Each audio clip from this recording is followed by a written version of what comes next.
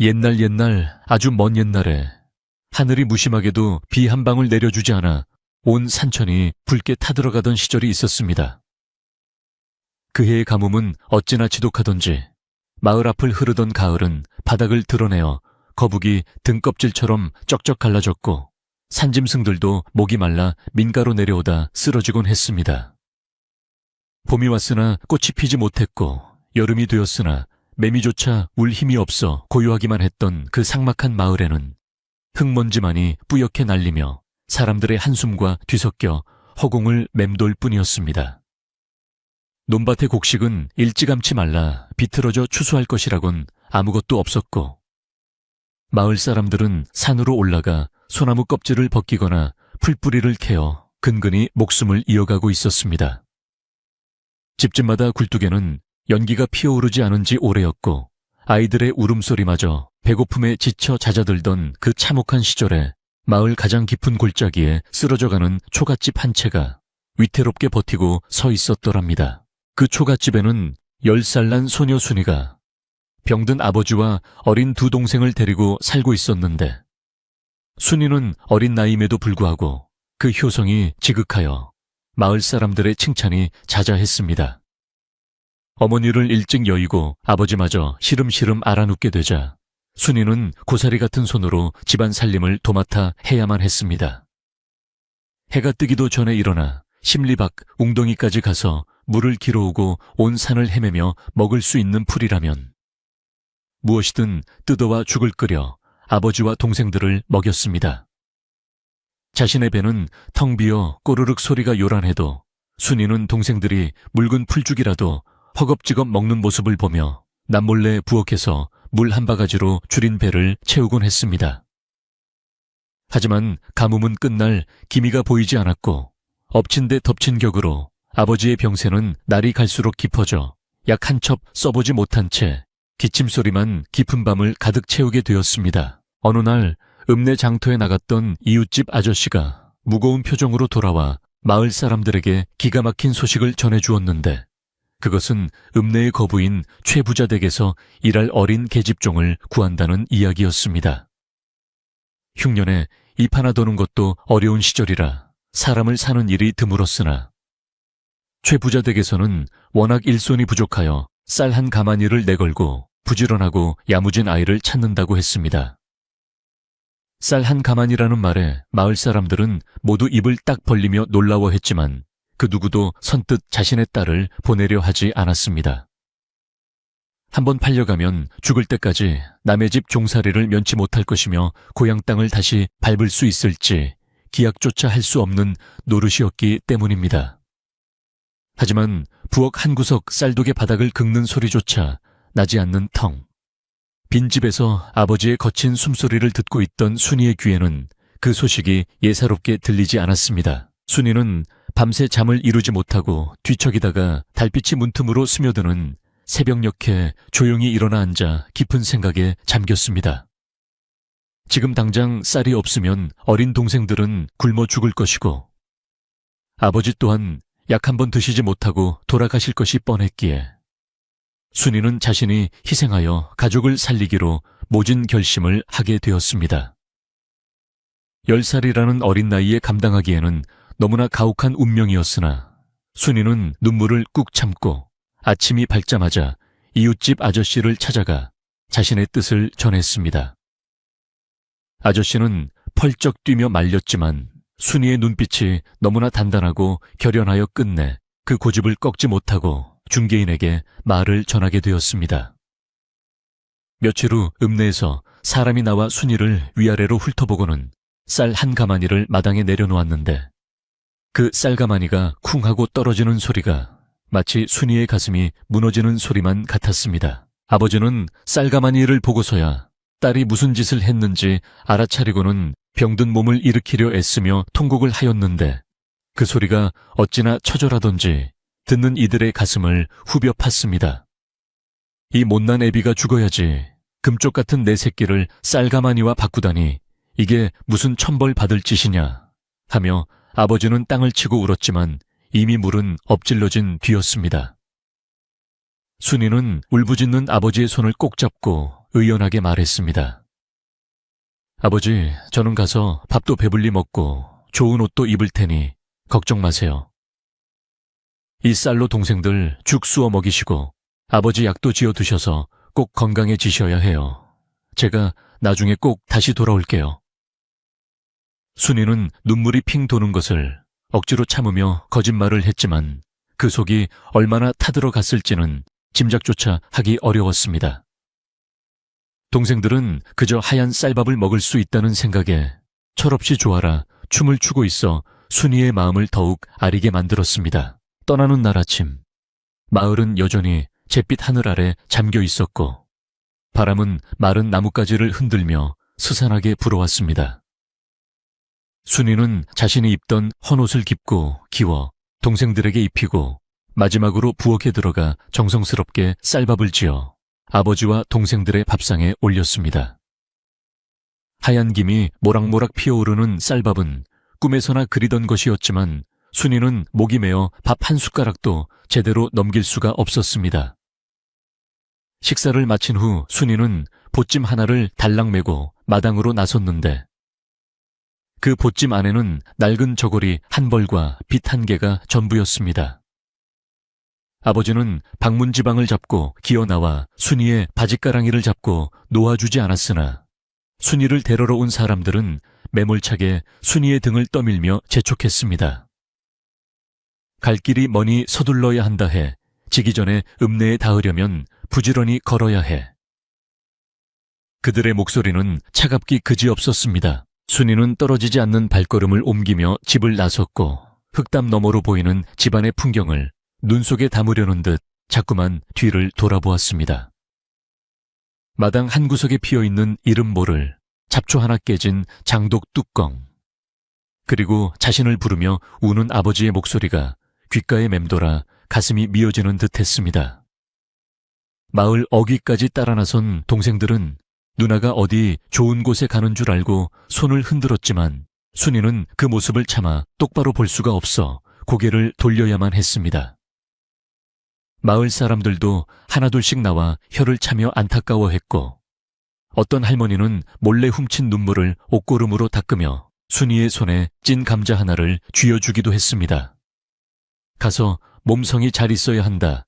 모진 세상살이 독하게 마음먹고 버텨야 해.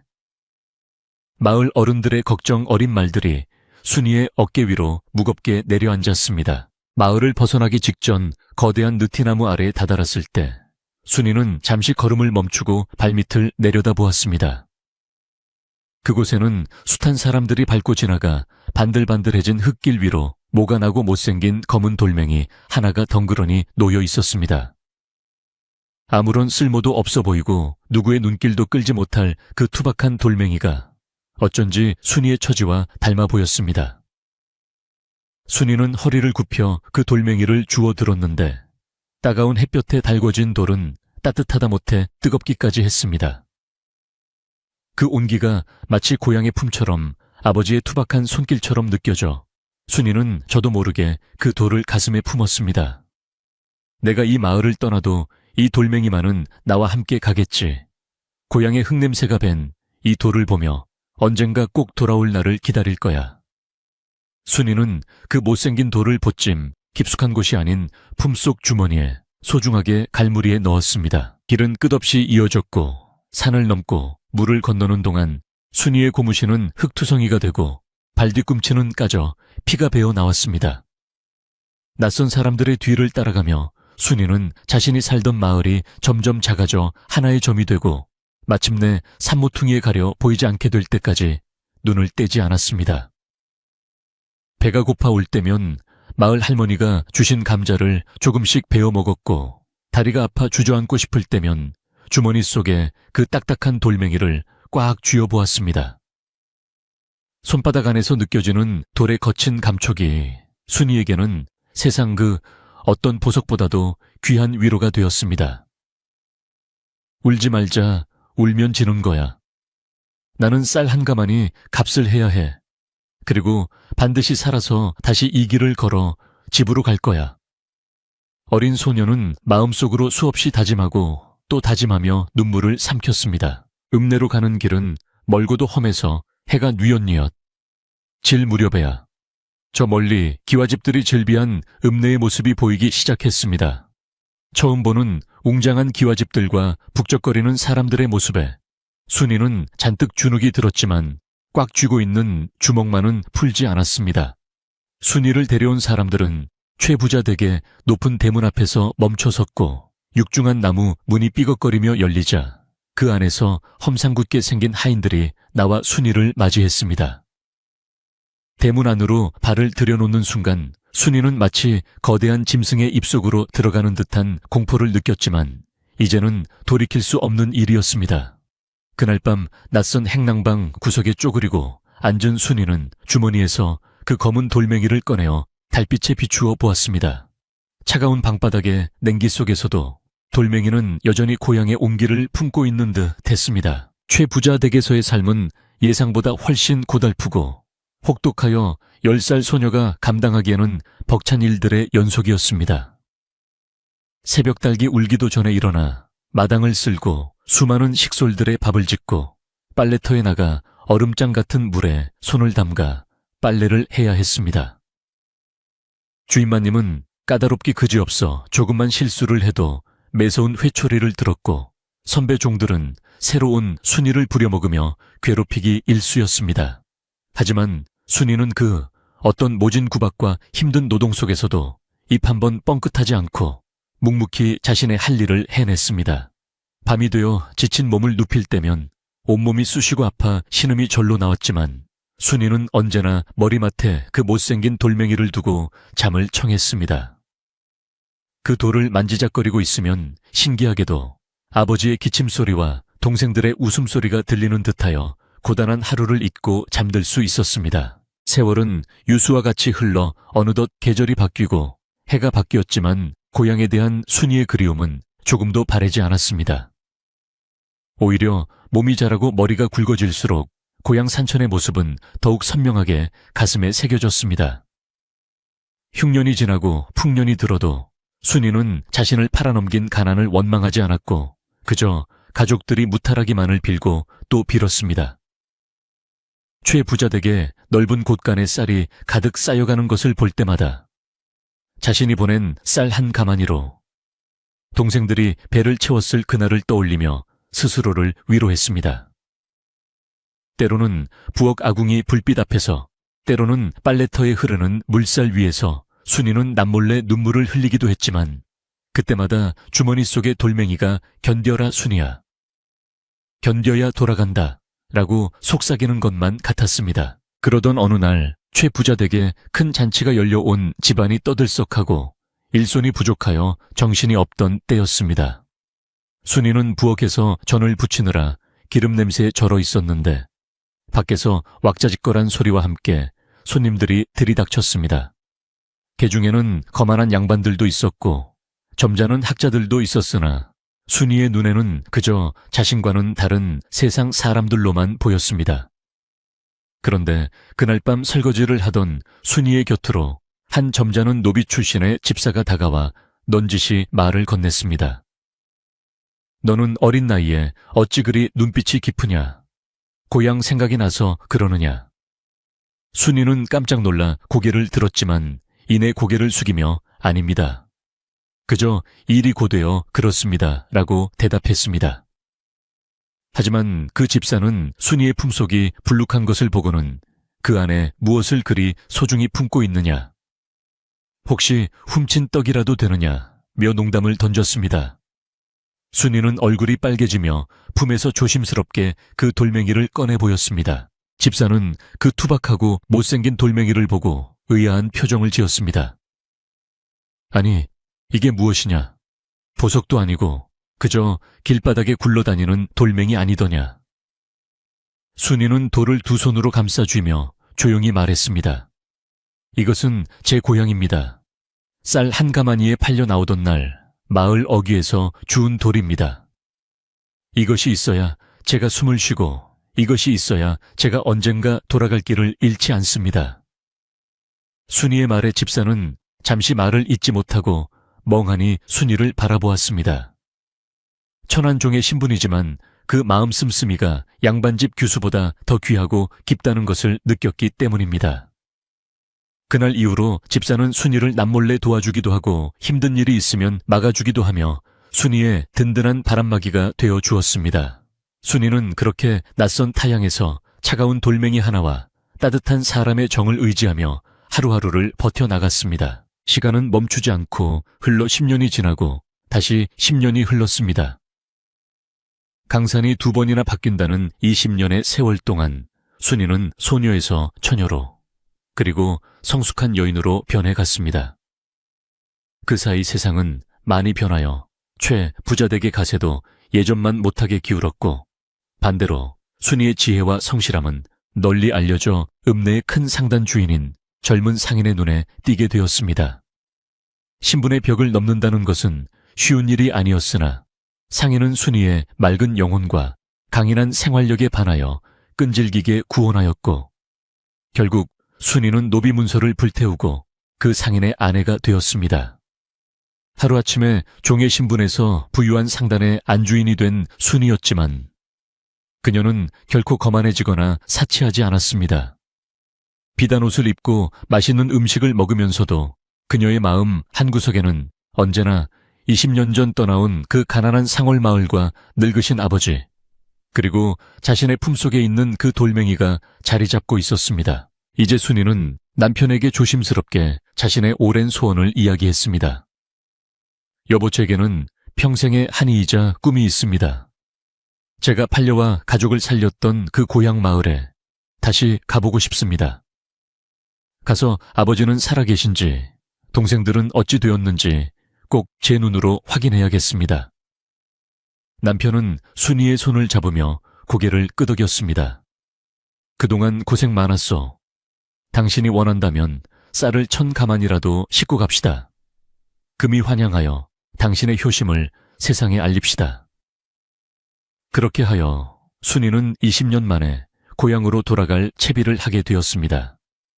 으리으리한 가마와 수많은 하인들, 그리고 마을 사람들에게 나누어 줄 곡식과 비단을 가득 실은 수레들이 줄을 지어 섰습니다. 하지만 화려한 행렬 속에서 순이가 가장 소중하게 챙긴 것은 비단도 보석도 아닌 낡고 헤어진 보자기 하나였습니다. 그 안에는 20년 전 그날처럼 여전히 투박하고 못생긴 검은 돌멩이가 들어 있었습니다. 사람들은 그 보자기를 보고 의아해하며 수군거렸지만 순이는 그저 옅은 미소만 지을 뿐이었습니다. 이제 곧 그 돌멩이가 제자리를 찾을 시간이 다가오고 있었기 때문입니다. 세월은 흐르는 물과 같고 쏘아 올린 화살과 같다고 하더니 눈물로 얼룩졌던 보릿고개 시절이 지나고 어느덧 20년이라는 긴 시간이 훌쩍 흘러갔습니다. 붉은 황토가 드러나고 풀 한 폭이 자라지 않던 메마른 땅에는 다시 푸른 생명이 돋아났고 해마다 가을이면 황금빛 나락이 물결치는 풍요로운 들판으로 변해 있었습니다. 마을 어귀의 느티나무는 그 모진 세월을 견디고 더욱 굵고 튼튼해져서 가지를 넓게 들이우며 오가는 사람들에게 넉넉한 그늘을 내어주곤 했습니다. 지붕마다 탐스럽게 익은 박이 주렁주렁 매달려 있고 감나무에는 홍시가 붉은 등불처럼 매달려 가을 햇살에 반짝이는 평화로운 풍경이 마을을 감싸고 있었습니다. 사람들의 얼굴에도 예전의 검은 근심은 사라지고 넉넉한 인심과 웃음이 피어나 마치 20년 전에 그 끔찍했던 흉년은 아주 먼 옛날 이야기 속의 일인 양 잊혀져 가고 있었습니다. 그러나 마을 사람들의 마음 한구석에는 여전히 쌀 한 가마니에 팔려가던 그 어린 소녀 순이의 애처로운 뒷모습이 아련한 안개처럼 남아 맴돌고 있었습니다. 그러던 어느 맑고 청명한 가을날 오후 고요하던 마을에 갑자기 요란한 꽹과리 소리와 함께 낯선 웅성거림이 들려오기 시작했습니다.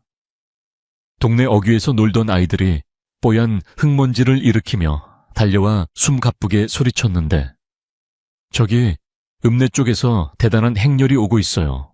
임금님, 행차 같은 가마가 오고 있다고요. 하며 호들갑을 떨었습니다. 밭에서 일하던 농부들도 빨래터에서 방망이질하던 아낙네들도 모두 하던 일을 멈추고 마을 입구로 우르르 몰려나갔습니다. 과연 저 멀리 신장로 끝에서부터 울긋불긋한 깃발이 펄럭이고 짐을 가득 실은 수레와 건장한 하인들이 줄을 지어 다가오는 모습이 보였는데, 그 중심에는 네 사람이 매는 화려한 비단 가마가 위풍당당하게 그 모습을 드러내고 있었습니다. 마을 사람들은 평생 본 적 없는 으리으리한 광경에 입을 다물지 못하고 마치 꿈을 꾸는 듯 멍하니 그 행렬을 바라볼 뿐이었습니다. 행렬이 점점 가까워질수록 마을 사람들의 눈은 휘둥그레졌는데, 수레 위에는 윤기가 흐르는 쌀가마니와 색색의 비단, 그리고 귀한 생선과 고기들이 산더미처럼 쌓여 있었기 때문입니다. 앞장선 하인이 목청을 돋우어 이 댁마님께서 고향을 찾아오셨다, 길을 비키시오 하고 외치자 사람들은 홍해 갈라지듯 양옆으로 물러서며 웅성거리기 시작했습니다. 고향을 찾아왔다니 도대체 누구란 말인가? 우리 마을에 저런 귀한 분이 살았었던가 하며 저마다 궁금증을 쏟아냈습니다. 마침내 행렬이 마을 한가운데 옛날 순이가 떠나던 그 느티나무 아래에 멈춰 섰고, 가마꾼들이 조심스럽게 가마를 땅에 내려놓았습니다. 사방이 숨죽인 가운데 비단 휘장이 천천히 걷히고 꽃신을 신은 하얀 발이 사뿐히 땅을 디디며 한 여인이 모습을 드러냈습니다.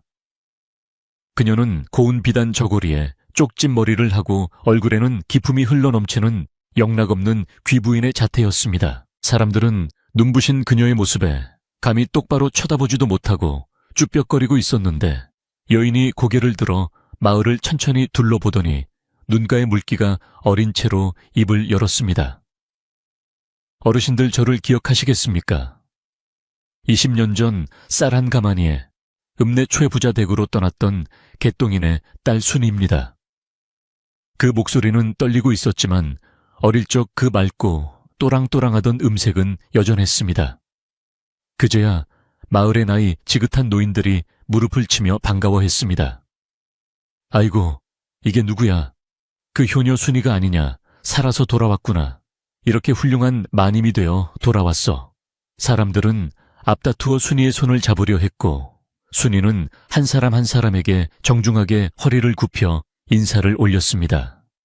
죽은 줄로만 알았던 혹은 잊혀가던 그 가여운 소녀가 이토록 귀한 모습으로 금이 환영했으니 마을 전체가 경사라도 난 듯 들썩였습니다. 그런데 사람들의 시선이 순이의 고운 얼굴과 화려한 옷차림에서 점점 그녀의 품속으로 옮겨가기 시작했습니다. 머리에는 금비녀를 꽂고 손가락에는 옷가락질을 낀 귀부인이었지만, 정작 그녀가 가슴에 가장 소중하게 끌어안고 있는 것은 금덩이도 보석 상자도 아니었습니다. 그것은 때가 꼬질꼬질하게 묻고 여기저기 기운 자국이 역력한 아주 낡고 더러운 무명 보자기 하나였습니다. 그 보자기는 순이의 화사한 비단 옷과는 전혀 어울리지 않는 마치 쓰레기장에서 주워온 듯한 흉물스러운 모습이었습니다. 사람들은 환호하던 것을 멈추고 의아한 표정으로 서로의 얼굴을 쳐다보았습니다. 아니, 저게 뭔가 마님께서 왜 저런 더러운 걸 들고 계시지? 혹시 저 안에 엄청난 보물이라도 들어있는 건가 하는 수군거림이 파도처럼 퍼져나갔습니다. 하지만 순이는 사람들의 시선 따위는 아랑곳하지 않고 그 낡은 보자기를 마치 갓난아기를 다루듯 조심스럽게 어루만질 뿐이었습니다. 바로 그때 인파 속에서 매서운 눈초리로 순이를 노려보는 한 여인이 있었으니 바로 마을에서 심술궂기로 소문난 최씨 아지매였습니다. 젊은 시절부터 남 잘되는 꼴을 못 보고 사사건건 트집을 잡던 그녀는 나이가 들어서도 그 고약한 심보를 버리지 못하고 더욱 표독스러워져 있었습니다. 최씨 아지매는 순이의 화려한 행차를 보며 배가 아파 견딜 수가 없었는데, 순이가 품에 안은 그 더러운 보자기를 보자마자 먹잇감을 발견한 맹수처럼 눈을 번뜩였습니다.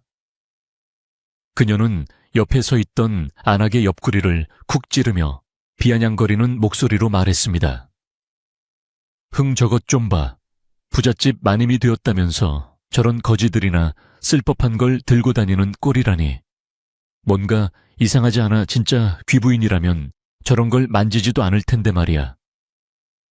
그녀의 말에는 가시가 돋쳐 있었고 질투심에 불타는 혀는 독사처럼 날름거렸습니다. 최 씨 아지매의 말은 순식간에 옆 사람에게 또 그 옆 사람에게로 전염병처럼 번져나갔습니다. 조금 전까지만 해도 순이를 방이던 마을 사람들의 눈빛에 의심의 그림자가 드리우기 시작했습니다. 그러고 보니 참 이상하네. 옷은 비단인데 손에 든 건 걸레 조각 같으니 혹시 저 안에 남에게 보이면 안 되는 흉측한 것이라도 들었나. 사람들의 호기심과 의심은 꼬리에 꼬리를 물고 이어졌습니다. 순이는 그런 분위기를 감지했는지 보자기를 쥔 손에 더욱 힘을 주며 움츠러들었습니다. 그녀는 오랜만에 만난 고향 사람들에게 따뜻한 환대를 기대했으나 돌아온 것은 겉모습만 보고 판단하는 차가운 시선과 수군거림뿐이라는 사실에 가슴 한구석이 서늘해지는 것을 느꼈습니다. 하지만 그녀는 짐짓 태연한 척 미소를 지으며 자신의 옛집이 있던 골짜기 쪽으로 발걸음을 옮겼습니다. 순이가 발걸음을 옮길 때마다 그녀를 따르던 하인들이 짐을 맨 채 뒤를 따랐고 마을 사람들도 홀린 듯 그 뒤를 졸졸 따라갔습니다. 옛집은 다행히 허물어지지 않고 먼 친척이 관리를 해주어 그 형태를 유지하고 있었습니다. 다 썩어가던 초가지붕은 말끔하게 이영이 얹혀 있었고 마당에는 잡초 대신 가을 국화가 심어져 있어 순이의 눈시울을 붉게 만들었습니다. 대문 앞에 선 순이는 감회에 젖어 잠시 멈칫하더니 뒤따라온 마을 사람들을 향해 돌아섰습니다. 여러분, 오늘은 제가 20년 만에 고향에 돌아온 기쁜 날입니다. 제가 가져온 술과 고기로 잔치를 벌일 테니 모두 마음껏 드시고 즐겨주십시오. 순이의 말에 하인들이 일사불란하게 움직여 멍석을 깔고 잔치상을 차리기 시작했습니다. 고기 굽는 냄새가 진동하고 술동이가 열리자 사람들은 언제 의심했냐는 듯 환호성을 지르며 잔치상으로 몰려들었습니다. 그러나 잔치판이 벌어지는 와중에도 최 씨 아지매는 술잔을 기울이는 둥 마는 둥 하며 따가운 시선을 오로지 순이와 그녀의 보자기에게 고정하고 있었습니다. 순이는 상석에 앉아서도 그 낡은 보자기를 무릎 위에 올려놓고 한시도 손에서 떼지 않았습니다.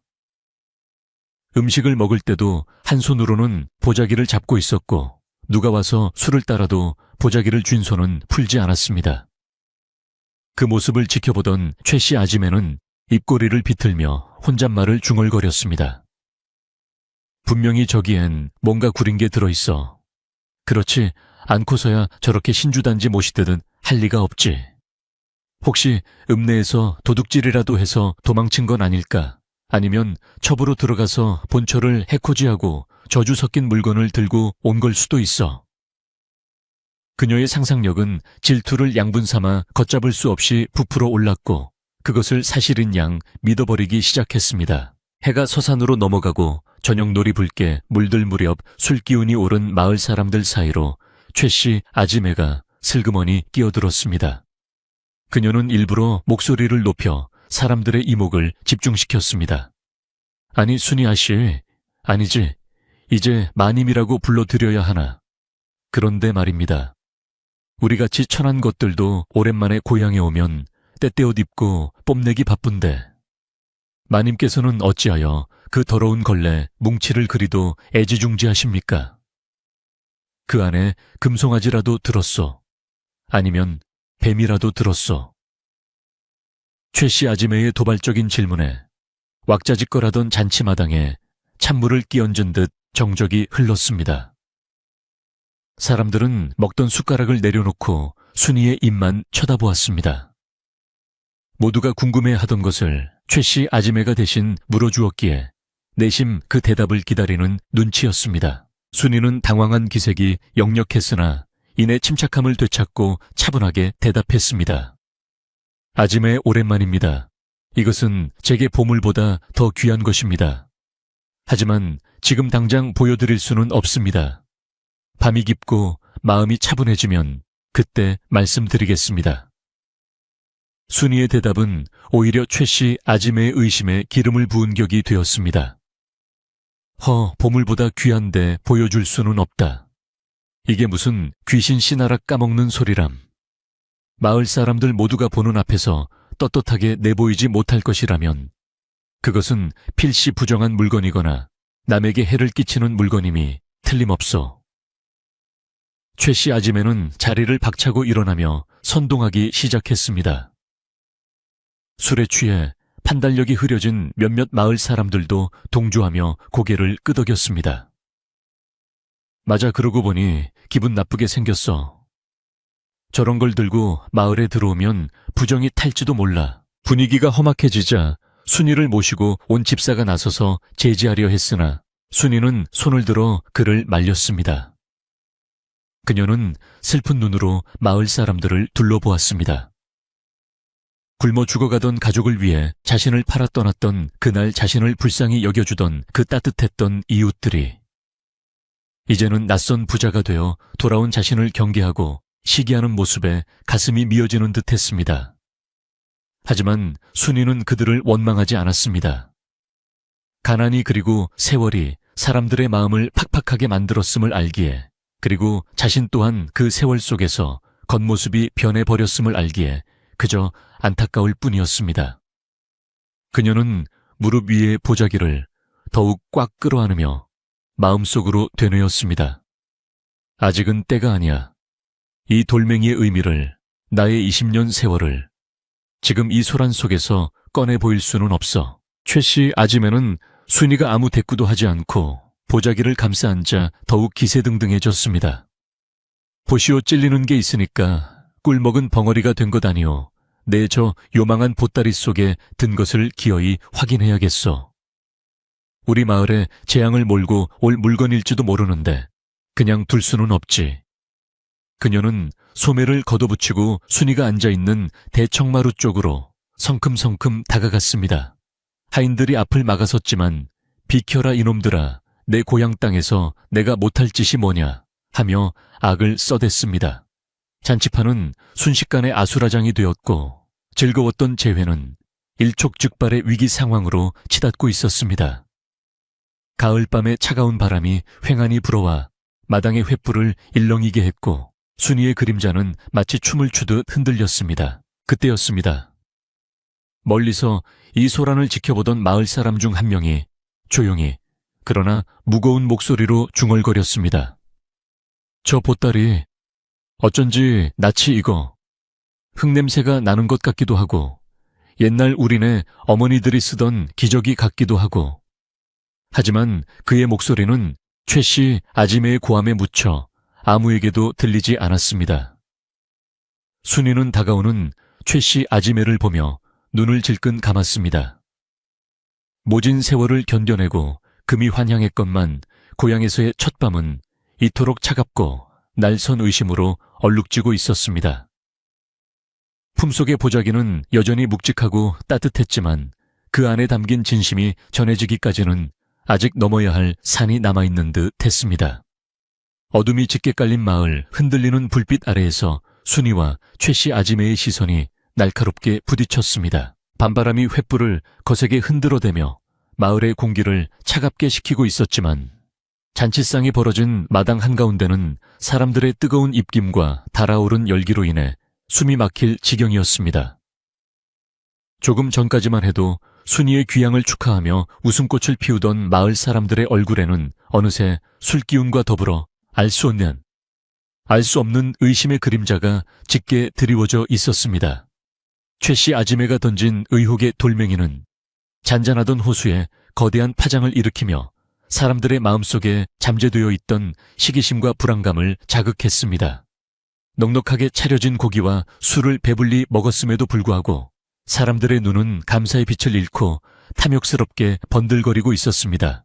그들은 순이가 입은 비단 옷의 값어치를 가늠해보다가 이내 그녀가 품에 꼭 안고 있는 그 볼품없는 보자기로 시선을 옮기며 수군거렸습니다. 마치 그 보자기 안에 자신들이 평생 만져보지 못한 보물이 들어있거나 혹은 마을 전체를 삼켜버릴 재앙이 들어있기라도 한 것처럼 상상의 나래를 펼치며 불안에 떨고 있었습니다. 최 씨 아지매는 사람들의 동요하는 모습을 놓치지 않고 더욱 목소리를 높여 분위기를 몰아가기 시작했는데 그녀의 목소리는 마치 쇠를 긁는 듯 날카롭고 표독스러웠습니다. 여러분, 내 말을 잘 들어보시오. 옛말에 겉다르고 속다른 것이 사람 마음이라 했소. 저 순이가 20년 전에는 효녀 소리를 들으며 떠났을지 몰라도 강산이 2번이나 변하는 동안 밖에서 무슨 험한 꼴을 당하고 무슨 짓을 하고 다녔는지 우리가 어찌 알겠소. 부자가 되어 돌아왔다면 금이 환영하여 금덩이를 내놓는 것이 도리지 저런 흉물스러운 걸레 뭉치를 들고 와서 우리를 농락하려 들다니 이는 우리 마을 사람들을 무시하는 처사가 아니고 무엇이겠소. 그녀는 삿대질까지 해가며 순이를 몰아세웠고 그 기세에 눌린 사람들은 하나둘씩 고개를 끄덕이며 동조하기 시작했습니다. 맞아, 최씨 아짐의 말이 일리가 있어. 뭔가 캥기는 게 있으니까 저리 숨기지 하는 말들이 여기저기서 튀어나왔습니다. 마루 위에 앉아있던 순이는 가슴이 찢어지는 듯한 아픔을 느꼈으나 겉으로는 흔들리지 않는 모습을 보이려 애쓰며 입술을 깨물었습니다. 20년 전 가족을 살리기 위해 팔려가던 그날 자신을 배웅하며 눈물을 흘려주던 그 순박하고 정 많던 이웃들은 온데간데 없고 눈앞에는 질투와 의심의 눈이 먼 낯선 사람들만이 가득했습니다. 가난이 죄인지 세월이 야속한 것인지 알 수는 없었으나 순이는 변해버린 고향 인심이 서러워 눈물이 핑 돌았습니다. 하지만 그녀는 품속의 보자기를 더욱 단단히 끌어안았습니다. 이 안에 든 것은 금은 보화보다 더 귀한 자신의 지난 세월이자 잊지 말아야 할 초심이었기에 함부로 호기심의 구경거리로 전락시킬 수는 없었습니다. 순이는 떨리는 목소리로 말했습니다. 어르신들 그리고 아짐에 제발 진정하십시오. 이 보따리 안에는 여러분을 해칠 물건도 여러분이 탐낼 물건도 들어있지 않습니다. 그저 제 개인적인 사연이 담긴 물건일 뿐입니다. 부디 오늘 밤은 그냥 넘어가 주시고 날이 밝으면 차차 말씀드리겠습니다. 하지만 이미 이성을 잃고 흥분한 최씨 아지매에게 순이의 간곡한 부탁은 쇠귀의 경읽기나 다름없었고 오히려 그녀의 화를 돋우는 불쏘시개가 될 뿐이었습니다. 흥사연은 무슨 얼어 죽을 사연. 핑계 대지 말고 당장 그 보따리를 풀어 해치란 말이다. 네가 정 떳떳하다면 우리 앞에서 못 보여줄 이유가 어디 있느냐. 최씨 아지매는 씩씩거리며 신발을 신은 채로 대청마루 위로 성큼성큼 올라섰습니다. 순이를 호위하던 하인들이 기겁하여 달려들어 막아서려 했지만 최씨 아지매는 이놈들아, 내 나이가 60이다. 내 놈들이 감히 어른 몸에 손을 대려느냐 하며 악을 쓰고 난동을 부렸습니다. 마을에 어른 대접을 받는 노인네가 몸으로 밀고 들어오니 하인들도 어찌할 바를 모르고 쭈뼛거리는 사이에 최씨 아지매는 기어이 순이의 코앞까지 다가가고야 말았습니다. 잔치판은 순식간에 난장판으로 변해버렸고 술상을 업고 일어난 마을 청년들과 흥분한 아낙네들이 마루 주변으로 몰려들어 웅성거렸습니다. 개 중에는 보여줘라 보여줘 하며 소리치는 이도 있었고 아무리 그래도 남의 물건을 억지로 뺏는 건 아니지 않나 하며 말리는 신용을 하는 이도 있었으나 누구 하나 적극적으로 나서서 최씨 아지매를 말리는 사람은 없었습니다. 사람들의 마음속에는 내심 그 보따리 속에 무엇이 들었는지 확인하고 싶은 은밀한 욕망이 꿈틀거리고 있었기 때문입니다. 혹시라도 그 안에 순이가 훔쳐온 폐물이라도 들어있다면 그것을 빌미로 콩고물이라도 얻어먹을 수 있지 않을까 하는 얄팍한 계산이 깔린 침묵이었습니다. 순이는 사방이 적으로 둘러싸인 것 같은 고립감을 느끼며 공포에 질린 눈으로 자신에게 다가오는 최씨 아지매의 번들거리는 눈동자를 바라보았습니다. 최씨 아지매는 순이의 겁먹은 표정을 보고는 회심의 미소를 지으며 손을 뻗어 보자기를 낚아채려 했습니다.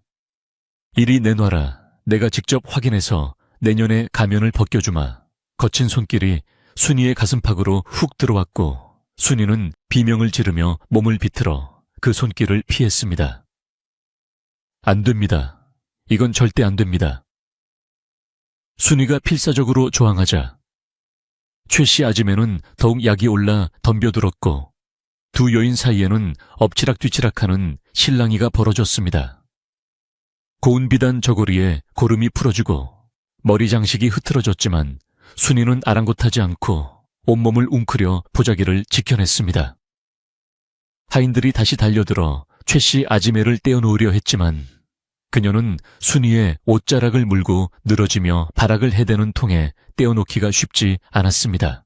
바로 그때 소란스러운 마당의 한쪽 구석에서 이놈들 다들 썩 그만두지 못할까 하는 호랑이 같은 호통소리가 천둥처럼 울려 퍼졌습니다.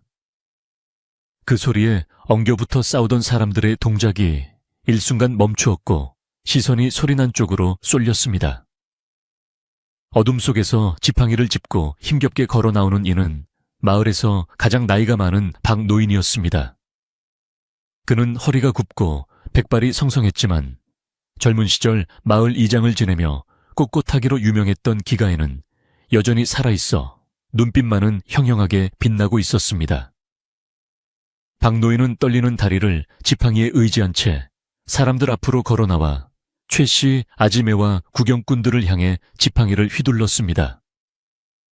내 놈들이 사람이냐 짐승이냐 20년 만에 고향을 찾아온 아이에게 따뜻한 밥 한 끼는커녕 도둑 취급을 하며 짐을 뒤지려 들다니 천벌이 두렵지도 않느냐. 박노인의 일갈에 분위기가 찬물을 끼얹은 듯 조용해졌고 몇몇 사람들은 부끄러움에 슬그머니 고개를 숙였습니다. 박노인은 거친 숨을 몰아쉬며 말을 이었습니다. 내가 다 기억한다. 20년 전 우리 마을이 다 굶어 죽게 생겼을 때 저 순이가 제 몸을 팔아 쌀한 가마니를 보내준 덕에 너희들이 목숨을 부지하지 않았더냐. 그때 그 쌀로 끓인 죽을 받아 먹으며 눈물 흘리던 게 엊그제 같은데 이제 배부르고 등 따습다고 은혜를 원수로 갚으려 드느냐. 에잉, 제어시에야. 박노인의 꾸지람은 구구절절 옳은 말이라 누구도 토를 달 수 없었습니다. 순이는 박노인의 말에 왈칵 눈물을 쏟으며 흐느꼈습니다.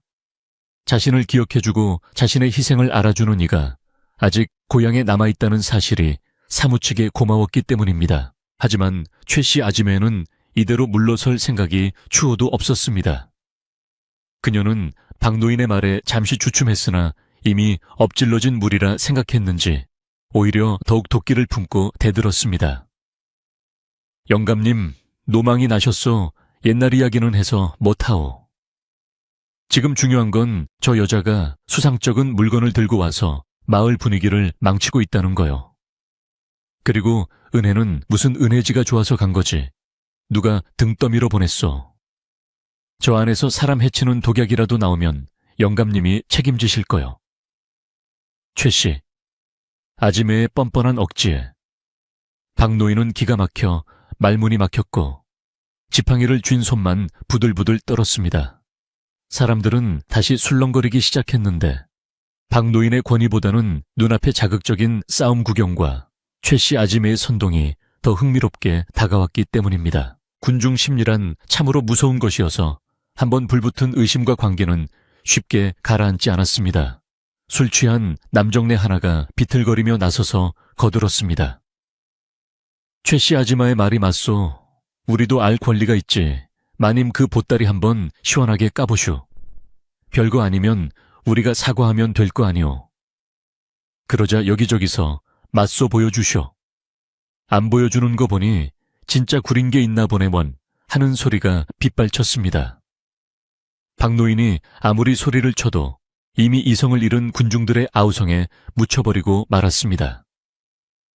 순이는 절망적인 표정으로 박노인을 바라보았지만 노쇠한 그가 홀로 이 성난 파도를 막아내기에는 역부족임을 깨달았습니다. 상황은 점점 더 험악해져 이제는 최 씨 아지매뿐만 아니라 몇몇 안악들까지 합세하여 마루 위로 올라오려는 기세였습니다. 순이는 더 이상 피할 곳이 없다는 것을 직감했습니다. 그녀는 흐트러진 옷매무새를 바로잡고 천천히 자리에서 일어났습니다. 그녀의 눈에는 더 이상 두려움이 아닌 어떤 결연한 의지가 서려 있었습니다. 그녀가 일어나자 사람들의 시선이 그녀의 품에 안긴 보따리에 집중되었고 소란스럽던 장내가 순간적으로 팽팽한 긴장감 속에 잠겼습니다. 순이는 마당에 모인 사람들을 탐욕과 호기심으로 일그러진 그 얼굴들을 하나하나 똑똑히 쳐다보았습니다. 그리고 깊은 한숨을 내쉬며 나지막이 말했습니다. 좋습니다. 정 그렇게 보고 싶으시다면 보여드리겠습니다. 하지만 이 보따리를 푸는 순간 여러분은 오늘 밤 보인 이 추태를 평생 후회하게 될 것입니다. 순이의 서슬퍼런 경고에 사람들은 잠시 주춤했으나 최씨 아지매는 코웃음을 쳤습니다. 흥겁주기는 어디 한번 대단한 보물 구경 좀 해보자. 순이는 떨리는 손으로 보자기를 묶은 매듭에 손을 가져갔습니다. 20년 동안 단 한 번도 남에게 보이지 않았던 자신의 땀과 눈물과 한이 서린 그 물건을 이제 이 소란스러운 구경꾼들 앞에서 드러내야 한다는 사실이 수치스럽고 원통했습니다. 하지만 이대로는 밤새도록 시달릴 것이 뻔하고 자신을 지켜주려는 박노인마저 험한 꼴을 당할까 두려워 결단을 내릴 수밖에 없었습니다. 매듭은 낡아서 헐거워져 있었지만 순이의 손끝에서는 청은망은 무겁게만 느껴졌습니다. 그녀가 매듭을 하나 풀자 사람들은 마른 침을 삼키며 목을 길게 뺐습니다. 횃불의 불빛이 순이의 손끝을 비추었고 사방은 쥐 죽은 듯 고요해져서 풀벌레 울음소리만이 날카롭게 들려왔습니다. 최씨 아지매는 승리감에 도취되어 눈을 번들거리며 바로 코앞까지 얼굴을 들이밀었습니다. 어서 열어봐. 그녀가 재촉하자 순이는 질끈 눈을 감고 마지막 매듭을 잡아당겼습니다. 스르르 낡은 무명천이 힘없이 풀어지며 보자기의 입구가 열렸습니다. 그 순간 사람들은 그 안에서 찬란한 금빛이 쏟아져 나오거나 아니면 끔찍한 저주의 물건이 튀어나올 것이라 기대하며 숨을 멈추었습니다. 그러나 보자기 틈새로 보인 것은 어두컴컴한 돌덩이의 일부분뿐이었습니다. 최씨 아지매는 실망과 당혹감이 뒤섞인 표정으로 이게 뭐야, 시커먼 돌멩이잖아 하며 소리쳤습니다. 그녀는 믿을 수 없다는 듯 손을 뻗어 보자기를 확 젖혀버렸습니다. 그러자 보따리 안에 들어있던 내용물이 와르르마루 바닥으로 쏟아졌는데 굴러떨어진 것은 정말로 아무런 장식도 없는 그저 길바닥에서 흔히 볼 수 있는 못생기고 시커먼 돌멩이 하나뿐이었습니다. 돌멩이는 투박한 소리를 내며 굴러가다 순이의 발치에 멈춰 섰습니다. 그 돌멩이 주변으로는 오랜 세월 순이의 주머니 속에서 묻어난 부스러기와 먼지들이 함께 떨어져 내렸습니다. 사람들은 어안이 벙벙하여 입을 다물지 못했습니다. 돌 정말 그냥 돌멩이라고. 저걸 저렇게 목숨 걸고 지켰단 말이야. 허탈함과 황당함이 섞인 탄식이 여기저기서 터져 나왔습니다. 최씨 아지매는 자신의 예상이 빗나가자 얼굴이 불그락푸르락해져서 꽥 소리를 질렀습니다.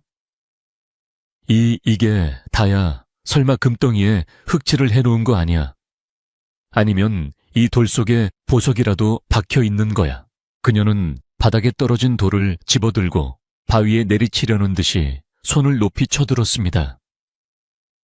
이런 쓸모없는 돌덩이 때문에 내 체면을 구겼단 말이냐.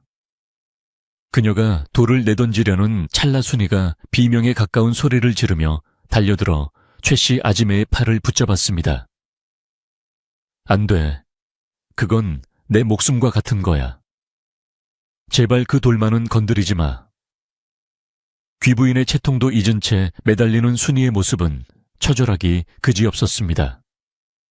그 모습에 최씨 아지매도 흠칫 놀라 멈칫했고 마당에 있던 사람들도 비로소 뭔가 심상치 않은 사연이 있음을 직감하고 조용해졌습니다. 순이는 최씨 아지매의 손에서 돌을 빼앗아 다시 가슴에 품고 주저앉아 하염없이 눈물을 흘렸습니다. 그녀의 어깨가 들썩일 때마다 그 못생긴 돌멩이도 함께 떨리고 있는 듯 했습니다.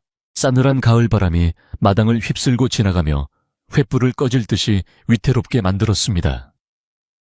잔치의 흥겨움은 사라지고 탐욕과 의심이 지나간 자리에는 씁쓸한 적막과 죄책감만이 남았습니다. 박 노인은 긴 한숨을 내쉬며 혀를 찾고 마을 사람들은 서로의 눈치만 살피며 헛기침을 해댔습니다.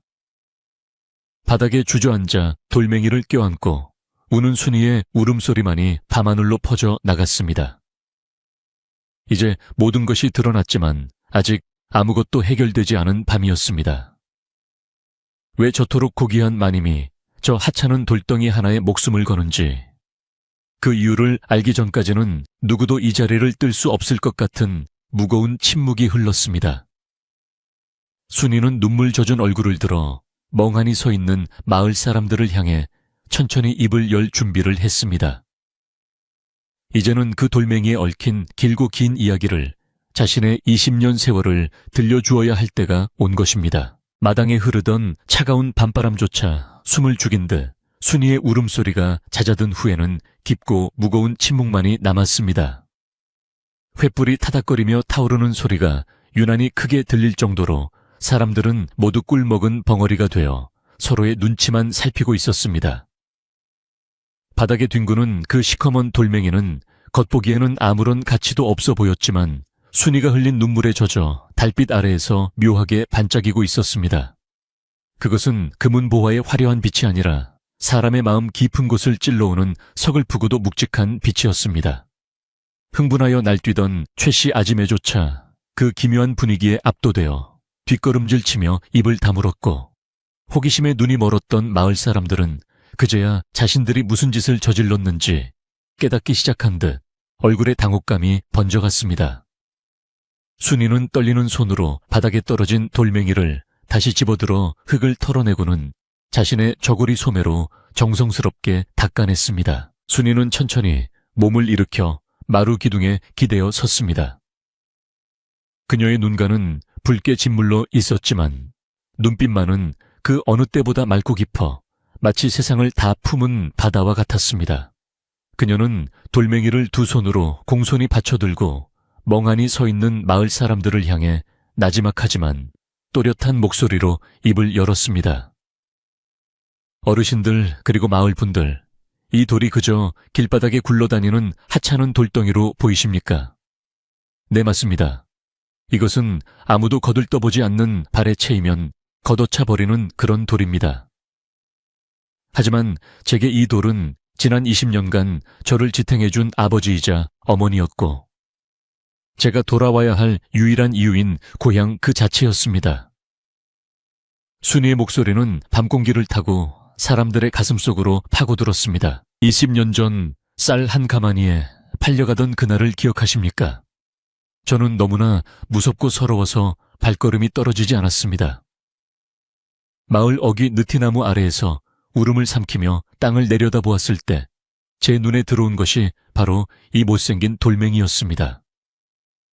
둥글지도 않고 예쁘지도 않아서 사람들의 발길질에 이리저리 치이다가 구석에 처박혀 있던 이 돌이 마치 저와 똑같아 보였습니다. 순이는 잠시 말을 멈추고 돌멩이를 뺨에 가져다 대었습니다. 그래서 주었습니다. 이 차가운 돌이라도 품고 가면 고향의 온기가 조금은 남아있지 않을까 싶어서요. 읍내 부잣집에 높은 담장 안에 갇혀 매일 밤 매를 맞고 찬물에 손을 담그며 울 때마다 저는 주머니 속에 이 돌을 꽉 쥐었습니다. 그러면 신기하게도 뜨거운 여름날 냇가에서 놀던 기억이 떠오르고 아버지의 거친 손마디가 느껴지는 듯했습니다. 순이의 고백은 계속되었습니다. 배가 고파 잠이 오지 않는 밤이면 이 돌을 입에 물어보기도 했고, 서러움에 가슴이 터질 것 같을 때는 이 돌을 벽에 대고 제 머리를 찌으며 울기도 했습니다. 남들은 비단 옷을 입고 꽃신을 신을 때 저는 이 돌 하나를 친구 삼아 거울 삼아 제 마음을 비추어 보았습니다. 이 돌이 닳고 닳아 반들반들해질 동안 제 손발도 거칠어졌고 제 마음에도 굳은 살이 박였습니다.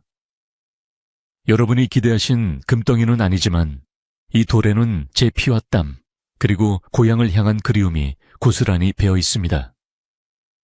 이것이 어찌 보물보다 귀하지 않겠습니까? 순이의 말에 여기저기서 훌쩍거리는 소리가 들리기 시작했습니다.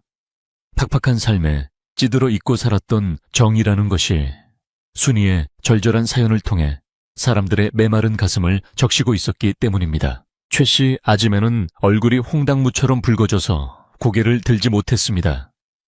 그녀는 평생을 남을 시기하고 헐뜯으며 살아왔지만 오늘처럼 자신의 마음이 초라하고 부끄럽게 느껴진 적은 없었습니다. 그녀가 쫓았던 것은 눈에 보이는 화려함과 남의 불행이었지만 순이가 지켜온 것은 보이지 않는 마음과 흔들리지 않는 중심이었습니다. 최 씨 아짐에는 슬그머니 뒤로 물러나 어둠 속으로 숨고 싶었으나 발이 땅에 붙어버린 듯 움직여지지 않았습니다. 그녀는 자신의 거친 손을 내려다보았습니다. 빈 껍데기 같은 욕심만 가득 쥔 그 손이 돌멩이 하나에 온 세상을 담아온 순이의 손보다 얼마나 보잘것없는지 뼈저리게 느껴졌습니다. 그녀의 입에서 자기도 모르게 아이고 내가 미쳤지 미쳤어 하는 탄식이 새어나왔습니다. 그때 지팡이를 짚고 서 있던 박노인이 떨리는 목소리로 정적을 깼습니다. 순이야, 이 못난 늙은이를 용서해다오. 우리 마을 사람들이 가난에 눈이 멀고 욕심에 귀가 막혀 내 귀한 마음을 알아보지 못하고 큰 죄를 지었다. 네가 가져온 것은 돌멩이가 아니라 우리가 잃어버렸던 사람의 돌이요, 고향의 혼이다. 박노인은 눈물을 흘리며 순이를 향해 허리를 깊이 숙였습니다. 마을의 가장 큰 어른이 사죄를 하자 다른 사람들도 하나둘씩 무릎을 꿇거나 고개를 숙이며 잘못했습니다 마님. 우리가 죽을 죄를 지었습니다 하며 용서를 빌었습니다.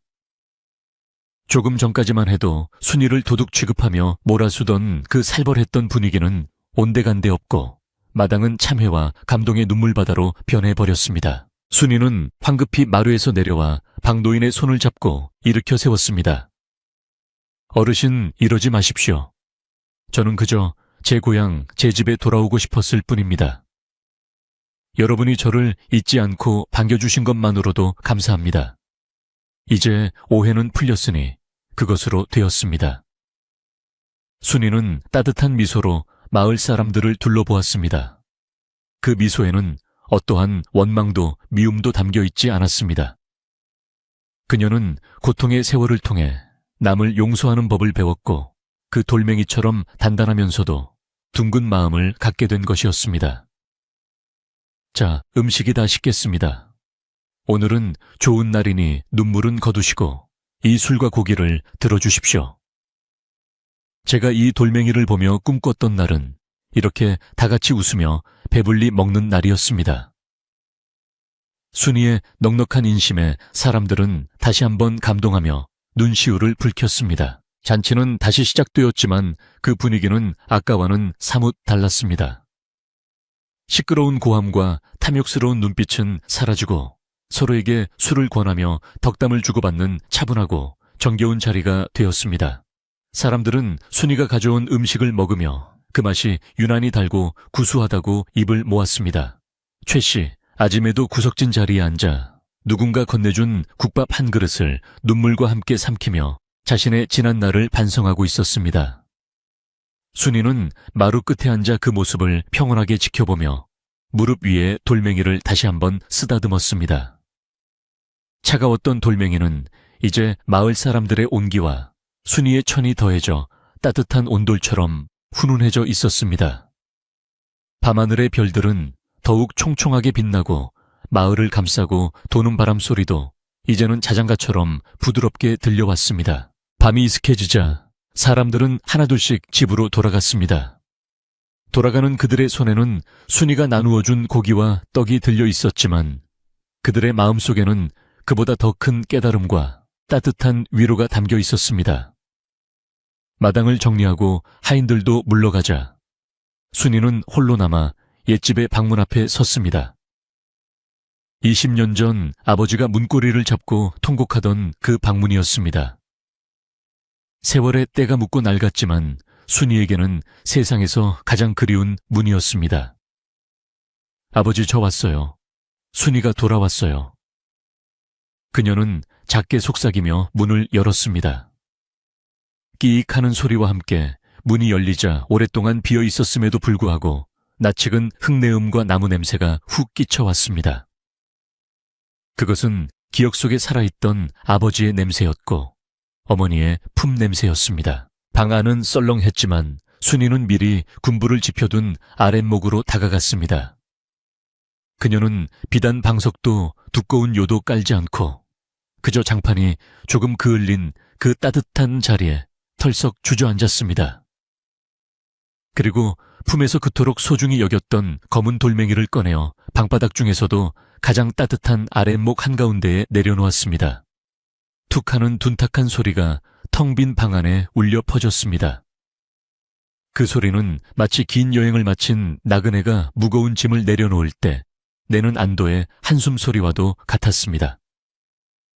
돌멩이는 제자리를 찾은 듯 방바닥의 온기를 빨아들이며 금세 뜨끈해졌습니다. 순이는 그 돌멩이를 물끄러미 바라보다가 그 옆에 나란히 누웠습니다. 20년 만에 눕는 고향집의 방바닥은 딱딱했지만 구름 위에 누운 듯 편안했습니다. 이제 너도 쉬어라. 나도 좀 쉬어야겠다. 순이는 돌멩이에게 말을 걸듯 중얼거렸습니다. 읍내의 화려한 저택에서도 비단 이불을 덮고 자면서도 늘 가위 눌리고 불안했던 잠자리였습니다. 하지만 오늘 밤 낡은 초가집에 그을린 천장을 바라보며 눕는 이 순간은 그 무엇과도 바꿀 수 없는 평화였습니다. 문창호지 너머로 은은한 달빛이 스며들어 방 안을 희미하게 비추었고 풀벌레 소리는 더욱 선명하게 들려왔습니다. 순이는 손을 뻗어 돌멩이를 쥐었습니다. 그 돌을 통해 전해지는 땅의 기운이, 마을의 기운이 그녀의 몸속으로 스며들어 지난 세월의 피로를 씻어내리는 듯했습니다.